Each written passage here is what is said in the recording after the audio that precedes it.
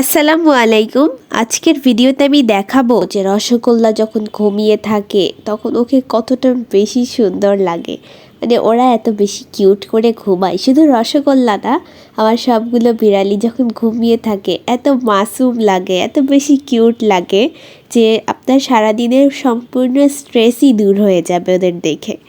এখানে আমার কম্বলের ওপর শুয়ে আছে রসগোল্লার 3টা বাবু, রসকদম, রসমালাই আর ক্ষীরকদম। আর তাদের পাশে শুয়ে আছে পায়েস। পায়েস হচ্ছে রসমালাইদের খালাতো বোন। তো রসগোল্লা ঘুমের মধ্যে আছে, যার জন্য বুঝতে পারছে না যে ওর বাচ্চাকে মারছে। বাট ও যখন কিছুক্ষণ পর রিয়েলাইজ করে যে এটা তো ওরই বাচ্চা, তখন ও আবার অনেক ভালোবাসার সুরে ডাক দেয় ওদেরকে। বাচ্চাগুলো ভালোই বুঝে যে কখন ভিডিও করা হচ্ছে, তখনই আমার দিকে তাকায়, ক্যামেরার দিকে তাকায়। এখানে হচ্ছে বিস্কিট আর চকলেট। যে আমার দিকে তাকিয়ে আছে ও হচ্ছে বিস্কিট, আর ওর পাশেটা চকলেট ছিল। তো বিস্কিট আর চকলেট ওইখানে আমার কাছে ঘুমিয়ে আছে, আমার কোলের ভেতরে। আর ওরা 5জন এখানে, মানে রসগোল্লা, ওর বাচ্চার পায়েস, এরা 5জন এই কম্বলের ওপরে।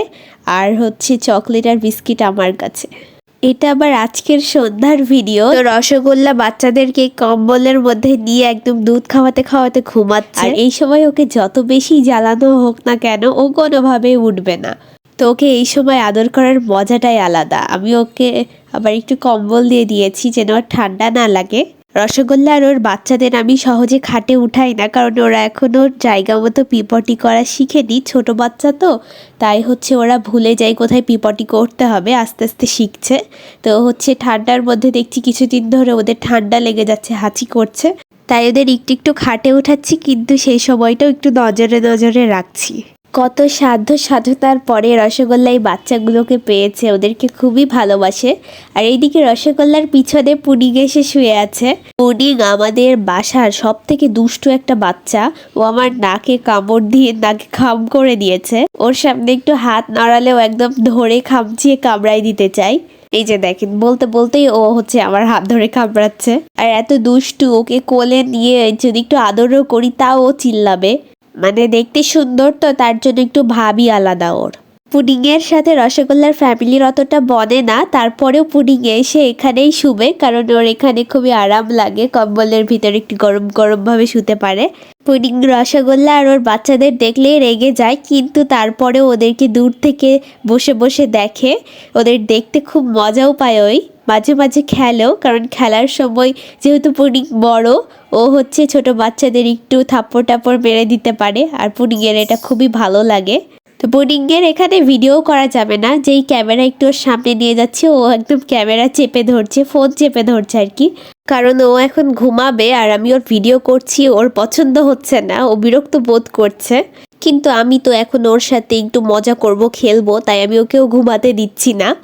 আর এখানে এই যে রসগোল্লা একদম গভীর ঘুমে আছে।